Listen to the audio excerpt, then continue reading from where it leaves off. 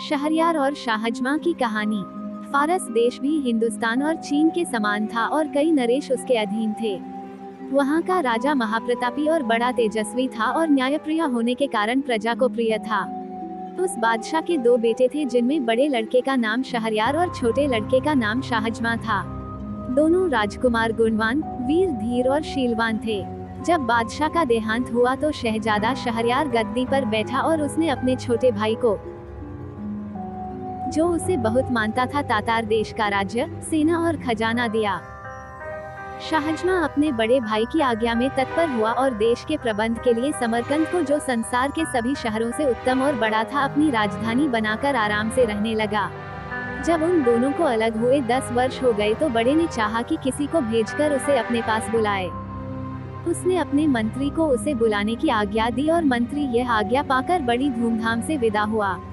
जब वह समरकंद शहर के समीप पहुंचा तो शाहजमां ये समाचार सुनकर उसकी अगवानी को सेना लेकर अपनी राजधानी से रवाना हुआ और शहर के बाहर पहुंचकर मंत्री से मिला। वह उसे देखकर प्रसन्न हुआ। शाहजमां अपने भाई शहरयार का कुशल-क्षेम पूछने लगा। मंत्री ने शाहजमां को दंडवत कर उसके भाई का हाल कहा। वह मंत्री बादशाह शहरयार का परम आज्ञा पालक था और उससे प्रेम करता था। शाहजमां ने उससे कहा कि भाई, मेरे अग्रज ने तुम्हें मुझे लेने को भेजा, इस बात से मुझको अत्यंत हर्ष हुआ। उनकी आज्ञा मेरे शिरोधार्य है। अगर भगवान ने चाहा तो 10 दिन में यात्रा की तैयारी करके और शासन में अपना प्रतिनिधि नियुक्त कर तुम्हारे साथ चलूंगा। तुम्हारे और तुम्हारी सेना के लिए खाने पीने का प्रबंध सब यही हो जाएगा। अतः तुम इसी स्थान पर ठहरो। अतः उसी स्थान पर खाने पीने आदि की व्यवस्था कर दी गई और वे वहां रहे। इस अवसर पर बादशाह ने यात्रा की तैयारियां की और अपनी जगह अपने विश्वास पात्र मंत्री को नियुक्त किया। एक दिन सायं अपनी बेगम से, जो उसे अति प्रिय थी, विदा ली और अपने सेवकों और मुसाहिबों को लेकर समरकंद से चला और अपने खेमे में पहुंचकर मंत्री के साथ बातचीत करने लगा। आधी रात होने पर उसकी इच्छा हुई कि एक बार बेगम से फिर मिलाऊं। वो सबसे छुपकर अकेला ही महल में पहुंचा। बेगम को उसके आने का संदेह तक न था। वह अपने एक तुच्छ और कुरूप सेवक के साथ सो रही थी। शाहजमां सोचकर आया था कि बेगम उसे देखकर अति प्रसन्न होगी। उसे दूसरे मर्द के साथ सोते देखकर एक क्षण के लिए उसे काट मार गया। कुछ संभलने पर सोचने लगा कि कहीं मुझे दृष्टि भ्रम तो नहीं हो गया। लेकिन भलीभांति देखने पर भी जब वही बात पाई तो सोचने लगा, ये कैसा अनर्थ है कि मैं अभी समरकंद नगर की रक्षा भित्ति से बाहर भी नहीं निकला और ऐसा कर्म होने लगा। वो क्रोधाग्नि में जलने लगा और उसने तलवार निकालकर ऐसे हाथ मारे कि दोनों के सिर कटकर पलंग के नीचे आ गए। इसके बाद दोनों शवों को पिछवाड़े की खिड़की से नीचे गड्ढे में फेंककर वह अपने खेमे में वापस आ गया। उसने किसी से रात की बात न बताई। दूसरे दिन प्रातः ही सेना चल पड़ी। उसके साथ के और सब लोग तो हंसी खुशी रास्ता काट रहे थे, किंतु शाहजमां अपनी बेगम के पाप कर्म को याद करके दुखी रहता था और दिनों दिन उसका मुंह पीला पड़ता जाता था। उसकी सारी यात्रा इसी कष्ट में बीती। जब वह हिंदुस्तान की राजधानी के समीप पहुंचा और शहरयार ने ये सुना तो वह अपने सारे दरबारियों को लेकर शाहजमां की अभ्यर्थना के लिए आया। जब दोनों एक दूसरे के पास पहुंचे तो अपने अपने घोड़े से उतरकर गले मिले और कुछ देर तक एक दूसरे की कुशल-क्षेम पूछकर बड़े समारोह पूर्वक रवाना हुए। शहरयार ने शाहजमां को उस महल में ठहराया जो उसके लिए पहले से सजाया गया था और जहां से उद्यान दिखाई देता था। वह महल बड़ा और राजाओं के स्वागत योग्य था। फिर शहरयार ने अपने भाई से स्नान करने को कहा। शाहजमां ने स्नान करके नए कपड़े पहने और दोनों भाई महल के मंच पर बैठकर देर तक वार्तालाप करते रहे। सारे दरबारी दोनों बादशाहों के सामने अपने अपने उपयुक्त स्थान पर खड़े रहे। भोजन उपरांत भी दोनों बादशाह देर तक बातें करते रहे। जब रात बहुत बीत गई तो शहरयार अपने भाई को आतिथ्य गृह में छोड़कर अपने महल को चला गया। शाहजमां फिर शोकाकुल होकर अपने पलंग पर आंसू बहाता हुआ लौटता रहा। भाई के सामने वह अपना दुख छुपाए रहा, लेकिन अकेला होते ही उस पर वही दुख सवार हो गया और उसकी पीड़ा ऐसी बढ़ गई जैसे उसकी जान लेकर ही छोड़ेगी। वो एक क्षण के लिए भी अपनी बेगम का दुष्कर्म भुला नहीं पाता था। वो अक्सर हाय हाय कर उठता और हमेशा ठंडी सांसें भरा करता। उसे रातों को नींद नहीं आती थी। इसी दुख और चिंता में उसका शरीर धीरे धीरे घुलने लगा। शहरयार ने उसकी ये दशा देखी तो विचार किया कि मैं शाहजमा से इतना प्रेम करता हूँ और उसकी सुख सुविधा का इतना ख्याल रखता हूँ, फिर भी सदैव ही इसे शोक सागर में निमग्न देखता हूँ। मालूम नहीं इसे अपने राज्य की चिंता खाई जाती है या अपनी बेगम का बिछोह सताता है। मैंने इसे यहाँ बुलाकर बेकार ही इसे शोक संताप में डाल दिया। अब उचित होगा कि इसे समझा बुझा कर और उत्तम भेंट वस्तुएं देकर समरकंद वापस भेज दूं ताकि इसका दुख दूर हो सके। ये सोचकर उसने हिंदुस्तान देश की बहुमूल्य वस्तुएं थालों में लगाकर शाहजमा के पास भेजी और उसका जी बहलाने के लिए तरह तरह के खेल तमाशे करवाए, लेकिन शाहजमा की उदासी कम नहीं हुई बल्कि बढ़ती ही गई। फिर शहरयार ने अपने दरबारियों से कहा कि सुना है यहाँ से 2 दिनों की राह के बाद एक घना जंगल है और वहाँ अच्छा शिकार मिलता है, इसलिए मैं वहाँ शिकार खेलने जाना चाहता हूँ। तुम लोग भी तैयार होकर मेरे साथ चलो और शाहजमा से भी चलने को कहो, क्योंकि शिकार में उसका जी लगेगा और उसका चित्त प्रसन्न होगा। शाहजमा ने निवेदन किया कि मेरी तबीयत ठीक नहीं है, इस कारण मुझे शिकार पर जाने से माफ करें। शहरयार ने कहा, अच्छी बात है, अगर तुम्हारा यहीं रहने को जी चाहता है तो रहो, लेकिन मैं तैयारी कर चुका हूँ, मेरे अपने भृत्यों के साथ शिकार के लिए जाता हूँ। शहरयार के जाने के बाद शाहजमा ने अपने निवास स्थान के द्वार अंदर से बंद कर लिए और एक खिड़की पर जा बैठा। वहाँ से शाही महल का उद्यान दिखाई देता था। शाहजमा सुवासित पुष्पों और पक्षियों के कलरव से अपना जी बहलाने लगा, लेकिन मकान और बाग की शोभा से जी बहलाने पर भी उसे अपनी पत्नी के दुराचार की कचोट बनी रहती। जब संध्या हुई तो शाहजमा ने देखा कि राजमहल का एक चोर दरवाजा खुला और उसमें से शहरयार की बेगम 20 अन्य स्त्रियों के साथ निकली। वे सब उत्तम वस्त्रों और अलंकारों से शोभित थीं और इस विश्वास के साथ कि सब लोग शिकार पर चले गए हैं, बाग में आ गईं। शाहजमा खिड़की में छुप कर बैठ गया और देखने लगा कि वे क्या करती हैं। दासियों ने उन लबादों को उतार डाला जो पहनकर वे महल से निकली थीं।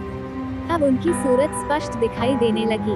शाहजमा को ये देखकर आश्चर्य हुआ कि जिन 20 को उसने स्त्री समझा था उनमें से 10 हबशी मर्द थे।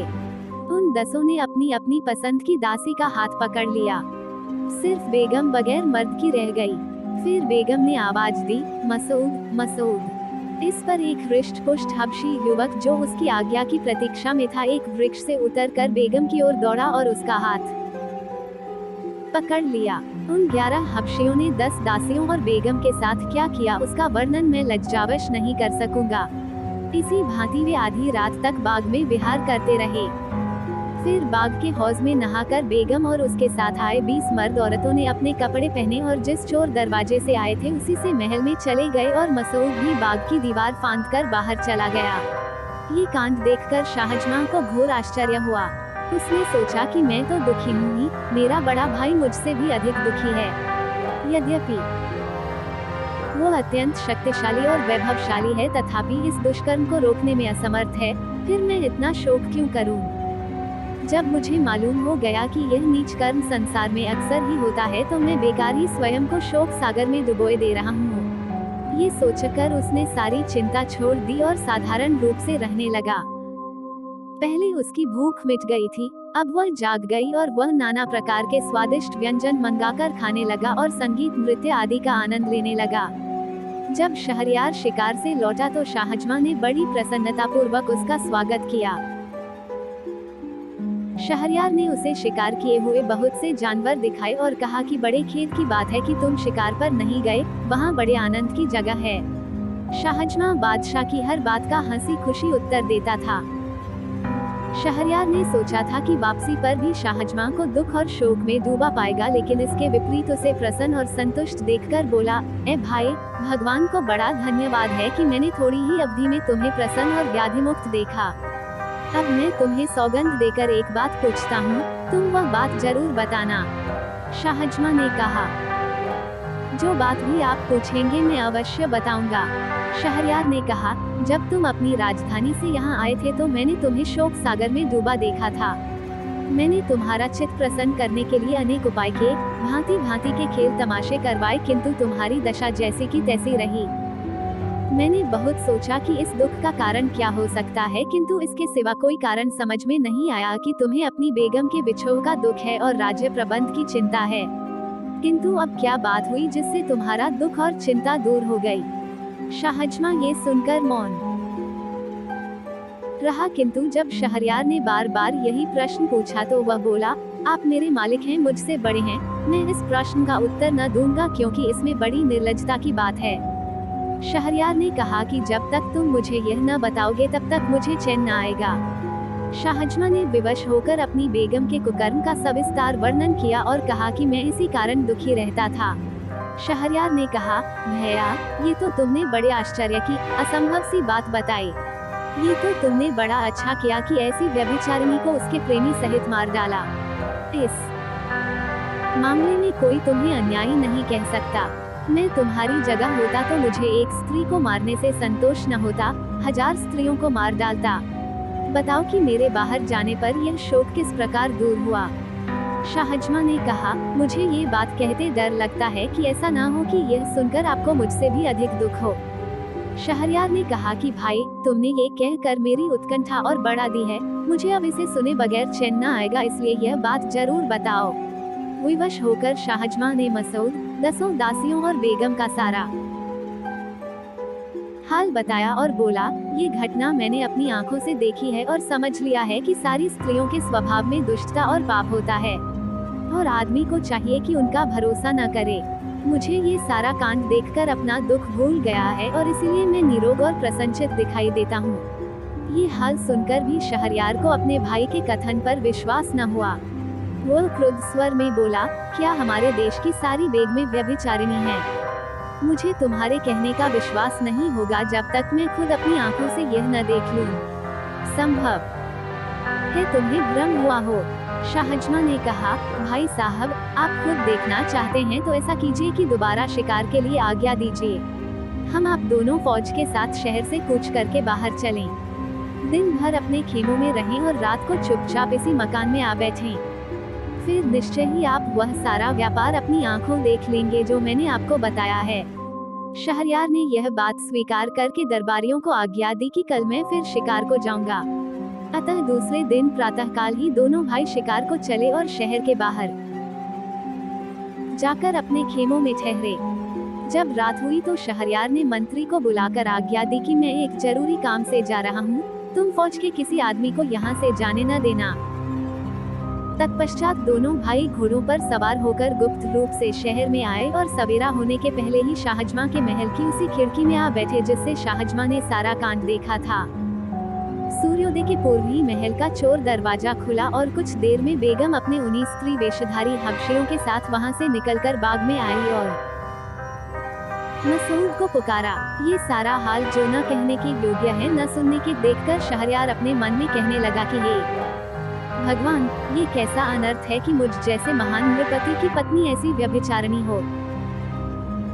फिर वह शाहजमा से बोला कि यह अच्छा रहेगा कि हम इस क्षण भंगुर संसार को, जिसमें एक क्षण आनंद का होता है दूसरा दुख का, छोड़ दें और अपने देशों और सेनाओं का परित्याग करके अन्य देशों में शेष जीवन काटें और इस घृणित व्यापार के बारे में किसी से कुछ न कहें। शाहजमा को ये बात पसंद नहीं आई, किंतु अपने भाई की अत्यंत दुखी दशा देखकर उसने इनकार करना ठीक न समझा और बोला, भाई साहब, मैं आपका अनुचर हूँ और आपकी आज्ञा को पूर्ण रूप से मानूंगा, लेकिन मेरी एक शर्त है। जब आप किसी व्यक्ति को अपने से अधिक इस दुर्भाग्य से पीड़ित देखें तो अपने देश को लौटाएं। शहरयार ने कहा, मुझे तुम्हारी यह शर्त स्वीकार है, लेकिन मेरा विचार है कि संसार में किसी मनुष्य को हमारे जैसा दुख नहीं होगा। शाहजमा ने कहा, थोड़ी सी ही यात्रा करने पर आपको इस बात का पता अच्छी तरह से चल जाएगा। अतः वे दोनों छुपकर एक सुनसान रास्ते से नगर के बाहर एक ओर को चले। दिन भर चलने के बाद रात को एक पेड़ के नीचे लेटकर सो रहे। दूसरे दिन प्रातःकाल वे वहां से भी आगे चले और चलते चलते एक मनोरम वाटिका में पहुंचे जो एक नदी के तट पर बनी हुई थी। इस वाटिका में दूर दूर तक घने और बड़े बड़े वृक्ष लगे थे। वहां एक वृक्ष के नीचे बैठकर वे सुस्ताने लगे और बातचीत करने लगे। थोड़ी ही देर हुई थी कि एक भयानक शब्द सुनकर दोनों अत्यंत भयभीत हुए और कांपने लगे। कुछ देर में देखा कि नदी के जल में दरार हुई और उसमें से एक काला खंभा निकलने लगा। वो इतना ऊंचा हो गया कि उसका ऊपरी भाग आकाश के बादलों में लुप्त हो गया। ये कांड देखकर दोनों भाई और भी भयभीत हुए और एक ऊंचे वृक्ष पर चढ़कर उसकी डालियों और पत्तों में छुपकर बैठ गए। उन्होंने देखा कि काला खंभा नदी के तट की ओर बढ़ने लगा और तट पर आकर एक महाभयानक दैत्य के रूप में परिवर्तित हो गया। अब वे दोनों और भी घबराए और एक और ऊंची डाल पर जा बैठे। दैत्य नदी तट पर आया तो उन्होंने देखा कि उसके सिर पर एक शीशे का बड़ा और मजबूत संदूक है जिसमें पीतल के 4 ताले लगे हैं। दैत्य ने नदी तट पर आकर सिर से संदूक उतारा और उसी वृक्ष के नीचे रख दिया जहां दोनों भाई छुपे थे। फिर उसने कमर से लटकती हुई 4 चाबियों से संदूक के चारों ताले एक एक करके खोले। संदूक खोला तो उसमें से एक अति सुंदर स्त्री निकली जो उत्तमोत्तम वस्त्राभूषणों से अलंकृत थी। दैत्य ने स्त्री को प्रेम दृष्टि से देखा और कहा, प्रिय, तू सुंदरता में अनुपम है। बहुत दिन हो गए जब मैं तुझे तेरे विवाह की रात को उड़ा लाया था। इस सारे काल में तू बड़ी निष्कलंक और मेरे प्रति वफादार रही है। मुझे इस समय बड़ी नींद आ रही है, इसलिए तेरे निकट सोना चाहता हूँ। ये कहकर वो महाभयानक आकृति वाला दैत्य उस स्त्री की जंघा पर सिर रख कर सो रहा। उसका शरीर इतना विशाल था कि उसके पांव नदी के जल को छू रहे थे। सोते समय उसकी सांस का स्वर ऐसा हो रहा था जैसे बादल गरज रहे हों। सारा वातावरण उस ध्वनि से कंपायमान हो रहा था। एक बार संयोग से जब स्त्री ने ऊपर की ओर देखा तो उसे पत्तियों में छुपे हुए दोनों भाई दिखाई दिए। उसने दोनों को नीचे उतरने का संकेत किया। उसके उद्देश्य को समझकर दोनों का भय और बढ़ा। दोनों ने इशारे ही से उससे विनती की कि हमें पेड़ ही पर छुपा रहने दो। स्त्री ने धीरे से दैत्य का सिर अपनी गोद से उतारकर पृथ्वी पर रख दिया और उठकर उनको धैर्य देते हुए बोली कि कोई भय की बात नहीं है, तुम नीचे उतर आओ और मेरे समीप बैठो। उसने ये भी धमकी दी कि अगर न आओगे तो मैं दैत्य को जगा दूंगी और वह तुम दोनों को समाप्त कर देगा। ये सुनकर वे बहुत डरे और चुपचाप नीचे उतर आए। वह स्त्री मुस्कुराती हुई दोनों का हाथ पकड़कर एक वृक्ष के नीचे ले गई और उनसे अपने साथ संभोग करने को कहा। पहले तो उन दोनों ने इनकार किया, किंतु फिर उसकी धमकी से डरकर वह जैसा चाहती थी उसके साथ कर दिया। इसके बाद स्त्री ने उनसे उनकी एक एक अंगूठी मांग ली। फिर उसने एक छोटी सी संदूकची निकाली और उनसे पूछा कि जानते हो इसमें क्या है और किस लिए है। उन्होंने कहा, हमें नहीं मालूम, तुम बताओ इसमें क्या है। उस सुंदरी ने कहा, इसमें उन लोगों की निशानियां हैं जो तुम्हारी तरह मुझसे संबंध कर चुके हैं। ये 98 अंगूठियां थीं और तुम्हारी 2 मिलने से 100 हो गईं। इस दैत्य की इतनी कड़ी निगरानी के बाद भी मैंने 100 बार ऐसी मनमानी की है। ये दुराचारी दैत्य मुझ पर इतना आसक्त है कि क्षण भर के लिए भी मुझे अपने से अलग नहीं करता और बड़ी देखभाल के साथ मुझे इस शीशे के संदूक में छुपाकर समुद्र की तलहटी में रखता है। लेकिन उसकी सारी चालाकी और रक्षा प्रबंध पर भी मैं जो चाहती हूँ वह करती हूँ और इस बेचारे का सारा प्रबंध बेकार हो जाता है। अब मेरे हाल से तुम समझ लो कि स्त्री जब कामासक्त होती है तो कोई भी उसे दुष्कर्म से रोक नहीं सकता। इसके पश्चात वो उनकी अंगूठियां लेकर अपनी जगह आई। उसने दैत्य का सिर फिर अपनी गोद में रख लिया और इन दोनों को संकेत किया कि चले जाओ। दोनों वहां से चल दिए और जब बहुत दूर निकल गए तो शाहजमां ने अपने बड़े भाई शहरयार से कहा, देखिए, इतनी सुरक्षा और कड़े प्रबंध पर भी यह स्त्री अपने मन की अभिलाषा पूरी कर रही है। ये भी देखिए कि दैत्य को उस पर कितना विश्वास है और वह उसकी निष्कलंकता की कैसी प्रशंसा कर रहा था। अब आप ही न्यायपूर्वक बताएं कि इस बेचारे पर हम लोगों से अधिक दुर्भाग्य है या नहीं। हम जो बात ढूंढने निकले थे वह हमें मिल गई। अब हमें चाहिए कि अपने अपने देशों को चलें और किसी स्त्री से विवाह न करें, क्योंकि शायद ही कोई स्त्री निष्पाप हो। चुनांचे शहरयार ने अपने छोटे भाई के कहने के अनुसार ही काम किया और वहां से दोनों शहरयार की राजधानी को चले। 3 रातों बाद वे अपनी सेनाओं में पहुंचे। शहरयार ने आगे शिकार पर न जाना चाहा और राजधानी को वापस आ गया। महल में जाकर उसने मंत्री को आज्ञा दी कि वो बेगम को ले जाकर मृत्युदंड दे। मंत्री ने बादशाह की आज्ञानुसार ऐसा ही किया। फिर शहरयार ने 10 व्याभिचारिणी दासियों को अपने हाथ से मार डाला। इसके बाद शहरयार ने सोचा कि कोई ऐसा उपाय करूं कि विवाह के बाद मेरी बेगम कुकर्म का अवसर ही ना पा सके। अतः उसने निश्चय किया कि रात को विवाह करूं और सवेरे ही बेगम को मरवा दूं। तत्पश्चात उसने अपने भाई शाहजमां को विदा किया। वो शहरयार की दी हुई अमूल्य भेंटों को लेकर अपनी सेना के साथ समरकंद चला गया। शाहजहां के जाने के बाद अपने प्रधानमंत्री को आज्ञा दी कि वो विवाह हेतु किसी सामंत की बेटी को लाए। प्रधानमंत्री ने एक अमीर की बेटी ला खड़ी की।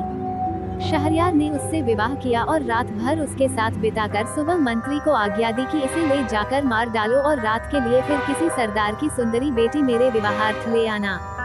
मंत्री ने उस बेगम को मार डाला और शाम को एक और अमीर की बेटी ले आया और दूसरे दिन उसे भी ले जाकर मार डाला। इसी प्रकार शहरयार ने सैकड़ों अमीरों सरदारों की बेटियों से विवाह किया और दूसरी सुबह उन्हें मरवा डाला। अब सामान्य नागरिकों की बारी आई। साथ ही इस जघन्य अन्याय की बात सब जगह फैल गई। सारे नगर में शोक, संताप और रोदन की आवाजें उठने लगी। कहीं पिता अपनी पुत्री को मृत्यु पर 8-8 आंसू रोता था, कहीं लड़की की माता पछाड़े खाती थी। जो कन्याएं अभी तक बच रही थी, उनके माता पिता और सगे संबंधी अत्यंत दुखी रहते थे। कई लोग अपनी बेटियों को लेकर देश छोड़ गए और अन्य देशों में जा बसे। वहाँ के मंत्री की 2 कुंवारी बेटियां थीं। बड़ी का नाम शहरजाद और छोटी का नाम दुनियाजाद था। शहरजाद अपनी बहन और सहेलियों से अधिक तीक्ष्ण बुद्धि थी। वो जो बात भी सुनती या किसी पुस्तक में देखती उसे कभी नहीं भूलती थी। वार्तालाप के गुण में भी प्रवीण थी।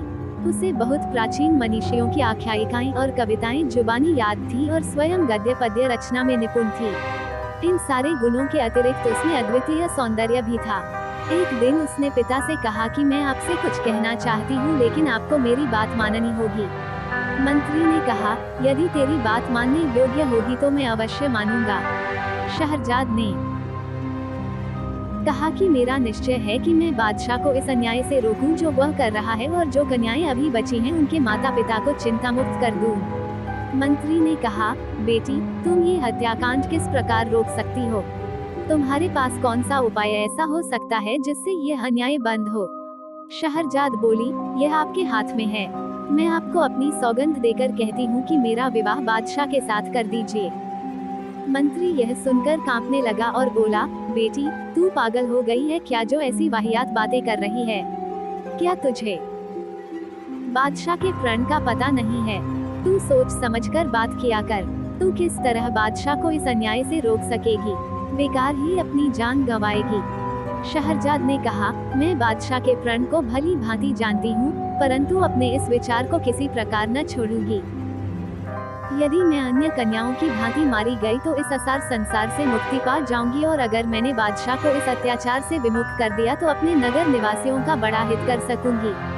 मंत्री ने कहा, मैं किसी प्रकार तेरी यह इच्छा स्वीकार नहीं कर सकता। मैं तुझे जानते बूझते ऐसी विकट परिस्थिति में कैसे डाल सकता हूँ? अजीब सी बात है कि तू मुझसे कहती है कि मेरी मौत का सामान कर दो। कौन सा पिता ऐसा होगा जो अपनी प्यारी संतान के लिए ऐसा करने का सोच भी सकेगा? तुझे चाहे अपने प्राण प्यारे न हो, लेकिन मुझसे यह नहीं हो सकता कि तेरे खून से हाथ रंगूं। शहरजाद फिर भी अपनी जिद पर अड़ी रही और विवाह की प्रार्थी रही। मंत्री ने कहा, तू बेकार ही मुझे गुस्सा दिला रही है। आखिर क्यों तू मरना चाहती है? क्यों अपने प्राणों से इतनी रुष्ट है? सुन ले, जो भी व्यक्ति किसी काम को बगैर सोच विचार के करता है उसे बाद में पछताना पड़ता है। मुझे भय है कि तेरी दशा उस गधे की तरह न हो जाए जो सुख से रहता था किंतु मूर्खता के कारण दुख में पड़ा। शहरजाद ने कहा, ये कहानी मुझे बताइए।